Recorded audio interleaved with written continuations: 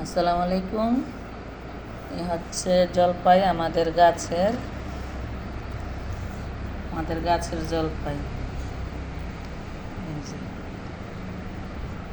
অনেক জলপাই হয় আমাদের গাছে।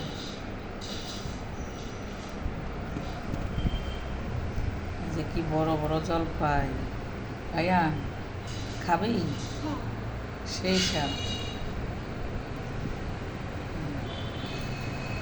আমাদের বাড়িতে অনেক কিছু হয়।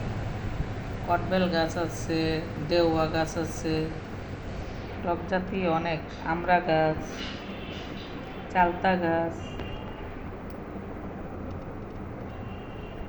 সিজনের সব কিছুই পাওয়া যায়। আলহামদুলিল্লাহ, আমরা জলপাই দিয়ে টক খাইতে পারি, ডাল রান্না করে খাইতে পারি, আচার করি, মিষ্টি আচার, টক আচার, হরেক রকমের আচার করি।